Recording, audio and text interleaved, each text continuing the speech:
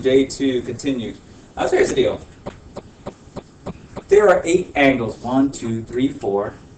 There are 8 angles. 1, 2, 3, 4, 5, 6, 7, 8. They're going to ask you how much is each of those 8 angles. This is a famous problem. They love this thing like crazy. They give you one angle, then they ask you to figure out all the other 7. But the good news is this. Anybody know what type of angle this one is when it's the smaller type? The bigger one is called something else. But what's the smaller angle called? That's a special name. Acute? Yeah, acute. I was looking for acute. I heard something else out there, but let's go with acute. The good news is this. All of the acute angles in this picture are identical twins. They're quadruplets. Okay? So, if I were to put an A in here, it is also true. This guy, he's one of the small ones. You get an A. You're a small one. You get an A. And you're a small one. You get an A.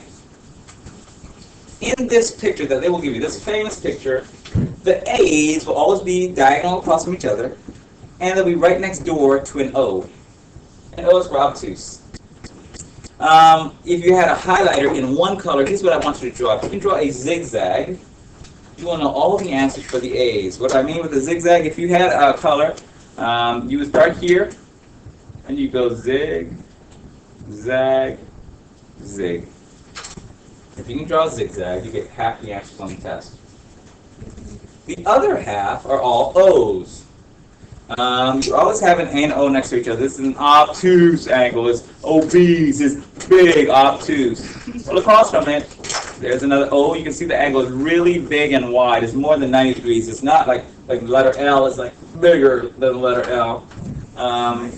The O's, you'll notice that they zigzag as well. If you had a different color, I would ask you to grab exchange a highlighter. You would zig, zag, zig. That's what I would ask you to do. This is page 6, I believe. Page 5, I believe. Page 5.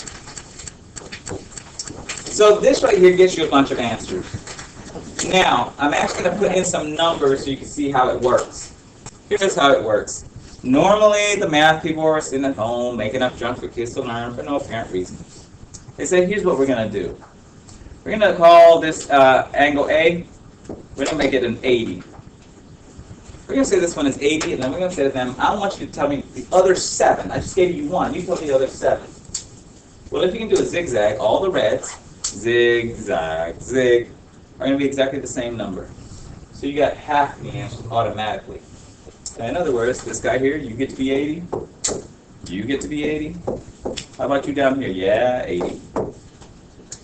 Now, getting one of the greens, once you have one green, you have all the greens, you got to know a little bit to get one of the greens. Some of you may recall that 2 angles that sit on a line, and they are adjacent, that is next door to each other, they add up to a certain number. What number is that? 180. Yeah. 180, and what's the word that tells you something adds up to 180? Starts with the letter S. Supplementary. Supplementary. Now, this thing you gotta know. If you don't know the 180 and the supplementary, there's gonna be a lot you won't be able to get the easy way. So here, let's get this green guy. If 80 plus some number has to add up to 180, what is the green guy gonna equal? I heard it, thank you. 100. Now here's the beauty. This single 80, and this single 100, which they won't give you, you'll have to figure out the neighbor. But the neighbor always has to add up to 100, whether the neighbor is across, down below. As long as they're next door neighbors and they sit on a line, they are supplementary and therefore add up to 180. You can put in all your other 100s. That's why this is a famous problem. I guess the math people got excited that they can figure out 8 things by only knowing one of the 8. They want young people to do it as well. Zig, zag, zig. That said, because that's so easy and too easy, let me try it this way. This is probably a mistake to put 2 things on the same picture. I'm going to try it. If it messes you up, write in pencil and erase it. I'm going to make just one number, make them a 40. Your job is to put in all the reds and all the greens based on this 40. In other words, imagine the 80s and the 100s were not there. Imagine the problem was just a 40 that they gave you. Fill in all the others, but don't say it out loud. That way everyone gets a chance to figure it out, and then we'll go from there. For those who have no idea what they're doing, the good news is 40 is a red. Let me write that 40 in red so that you know you have at least half the answers, even if you don't know how to get the greens.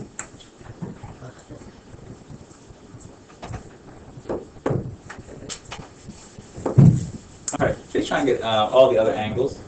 If it started with a 40, so you got to imagine I erase all. Well, I'll erase all the 80 stuff. Imagine you're given a blank test. Now, obviously, yours still has all the writing, and they want you to figure out all the other parts, knowing that this first one is just a 40. Yeah, this angle here is a 40. I'm going to give you 15 seconds. I'm going to ask on this side of the room, what are the reds? And this side, what are the greens? Don't say it out loud. You got 10 more seconds to fill in your stuff. If you know what you're doing, it should be okay. If you're not sure what you're doing, you're like, oh, I would have written that. You ready? 7 more seconds. Now get what the reds are, which I don't even know how I'm asking the reds. Whatever. Hey, what are the reds? 40. Yeah, sorry about that. Someone has to have easy stuff. Sorry about that, greens. Hey, greens, what are the greens? 140. Yeah. Now, I use easy numbers so you wouldn't have to write anything down. The math people don't like things to be too easy, so they would make a red, something like 53. Anybody know what 53 plus what gives you 180? 53 plus what? 27. Maybe 127. Maybe 127. See, it's not as easy as 40 and 140, 80 and 100. I did those so your brains have it easy to figure out who's going where. But on a test, they usually like to do numbers like a 53. And what you want to have them to do to get the next door neighbor in green, you don't have to do it in your head. You can go ahead and put down like your 180 minus 53 to get the answer. Borrow there, you get a 7. What do you get? A 7 and a 2. And this guy we borrowed. Oh, no, we didn't borrow. He stays here. I don't know how to erase him. Erase him so somebody who's watching out like, what? You crossed out the 1? Look, you crossed out the 1. How did it come down? Oh, sorry for confusing you. So you can just write it down. Now, this isn't this problem here. This is the kind of number that they like to give you to make this a little bit harder. But even if they give you a 53, you still get the reds for free. Yeah. The rest still are for free. It's just the neighbors that students who aren't sure will miss. I'm going to pause and turn on the air for a moment. I might be hungry. So, this is the most famous one of all. If you can memorize anybody, alternate interior angles, that's the one you can memorize. Let me go turn on the alternate interior angle. We did the Z, but there's actually, the people who made up the name are people who know vocabulary. So they actually chose words that would actually tell them what to look for because they know words. Like, for example, to alternate needs to be on either side of the transversal. The transversal is the line that makes the letter T with 2 equal signs. So when they say alternate, they know the angle is going to be on either side of this one because they know that word. Interior of this equal sign, if I were to make it a box, which I may have mentioned before, clearly those of us can see what's inside the box. That's the interior. The exterior, above and below. So when they tell me an alternate interior angle, I know one, it has to be inside the box somewhere, and on opposite sides of the Z. So there's one, there's the other. The other pair of alternate interior angles, I'll put them in blue, he's inside the box, and he's on one side of the red line, and he's inside the box, and he's on the opposite side of the red line. So if they ask you for 2 examples of alternate interior, alternate opposite sides of the transversal, and inside the box. Now, clearly, I drew the box, and if you need to draw the box to remember what's inside and what's not, you can do that, but technically, they will not. They will leave this as 2 parallel lines, and you just have to imagine that inside means inside those 2 lines. Please do me a favor. Please mark 2 angles on alternate exterior angles. Please mark 2 angles on alternate exterior angles. You can make the equal signs a rectangle to begin with if you need to, but you don't have to do that right now. not have trouble reading or writing, just basically having trouble mixing up the words.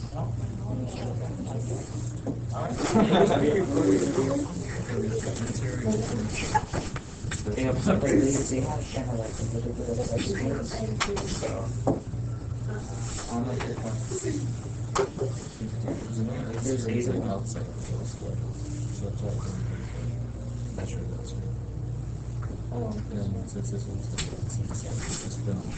So interior. Alternate exterior, as you can see, right side Brian put in the 2 little arcs to match the 2 outside guys who are on the outside of the equal sign, and then the 2 dots, they go together. They are congruent. We did pause now. So 30 minutes instead of 2 hours and 5. Alright, let me say some stuff for you. Same side interior, but you're going to turn off in a second. Same side interior is on the same side of the transversal, and it's inside the parallel lines. Alright, you can pause it down. Good work. You can always just put in your O's and your A's. They always zigzag. O and A have to be together. If you have 2 O's next to each other, you know something's wrong, because they always have to alternate, A's and O's. And there you go. A's and O's. Where do I put the 2 marks? Wait, what? Corresponding, anybody want to guess where I put the 2 marks? In the middle. Middle, I don't know. In bold. Like, maybe it's this side. Yeah, see, that's another problem. Without letters there, you can't say, oh, put it next to the A or whatever, or the angle. I'm gonna put it in and tell me where you think, tell me where, put it here, here. I'm gonna put some of those marks. So where should I put the first one? Here? Over here? Here? Alright, I'm gonna put it here. Where should I put the second one? Here, right here. Right here. Good thought. It's not it. The concept is this. Watch this. I'm putting my A's and O's. Watch this. Where are you saying? Where's the second one? See, that's how you do it. Plant the seed. If I put in my A's and O's, A's would be here. No.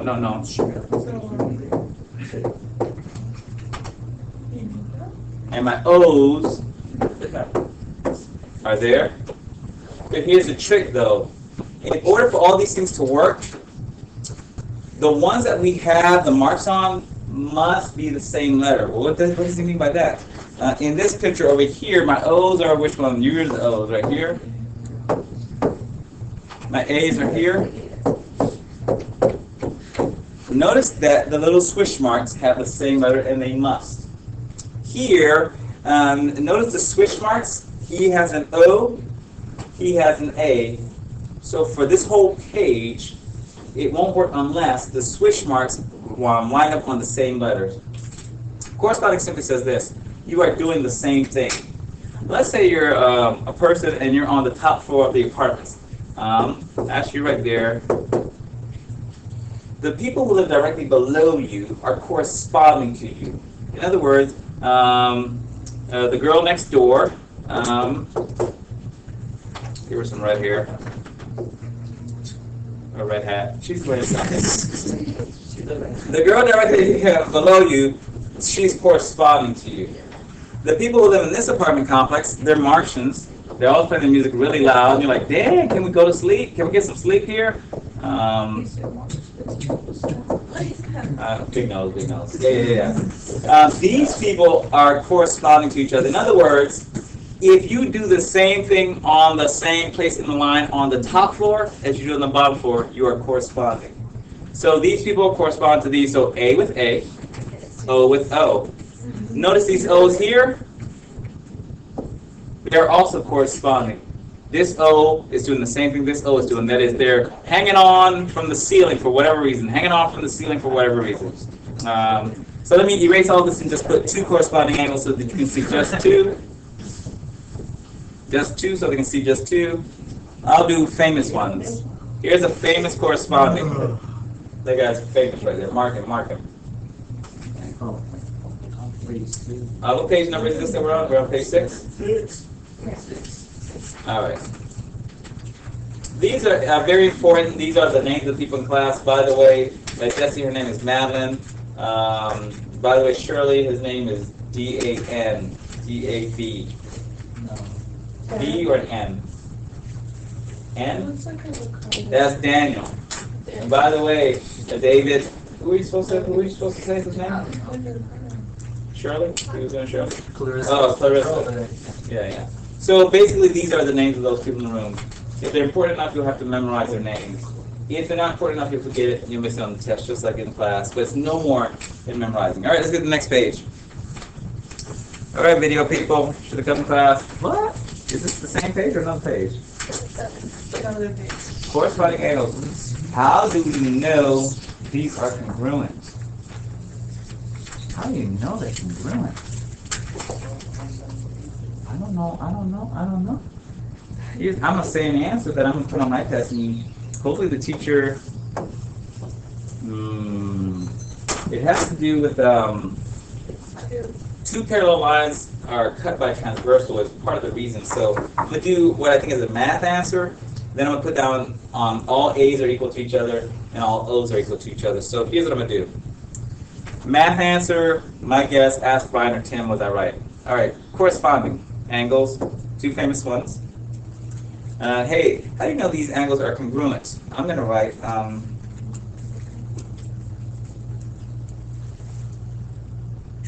if parallel lines are cut by transversal, and corresponding angles are congruent. If, this is the math talk, if parallel lines, you write this as well, parallel lines are cut. Cut is not a math term, but I'm going to put, instead of intersect, I'll put cut by a transversal.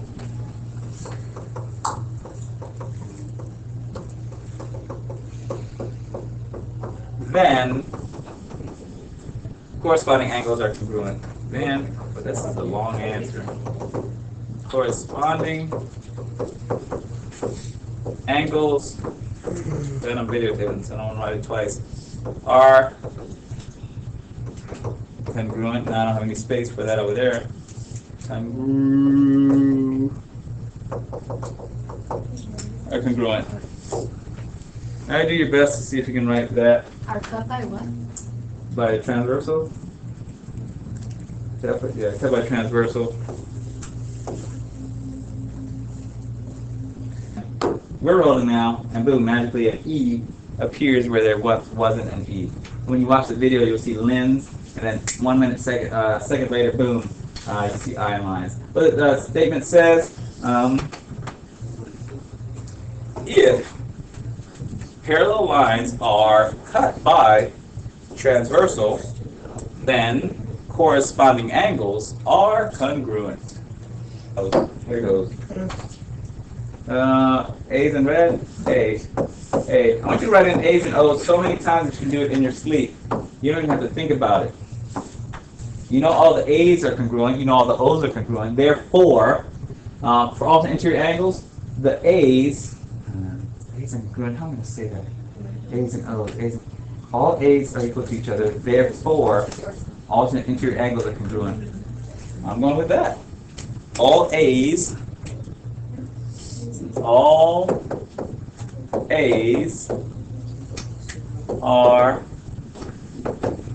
congruent.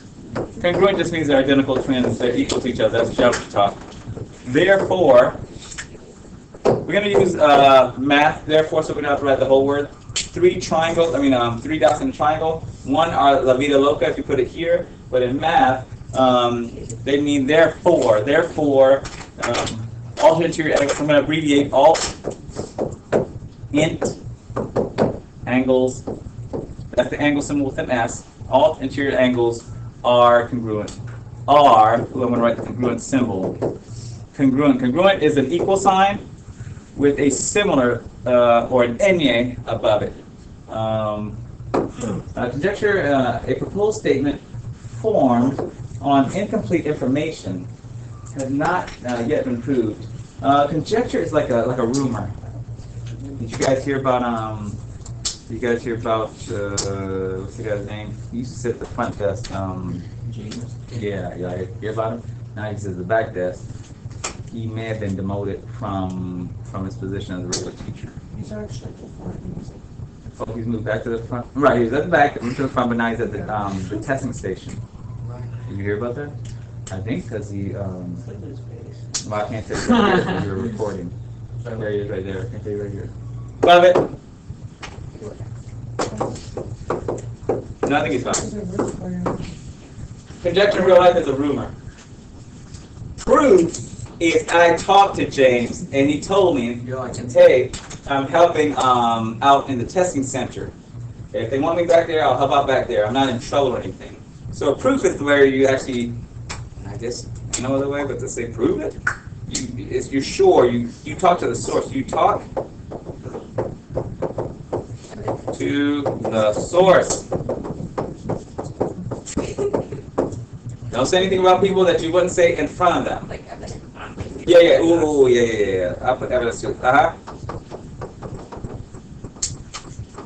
That's like evidence.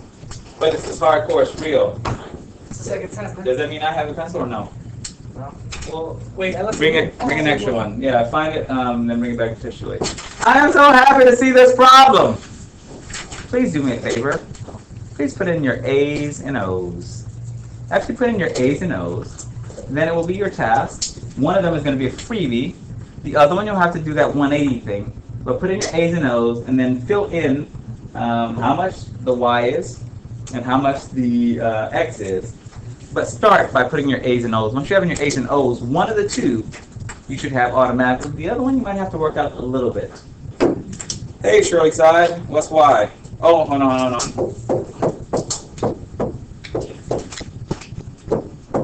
All right, Shirley Side, what's the Y equal to? Yeah, 49 because it's an A. This side of the room, let me do a little something for you.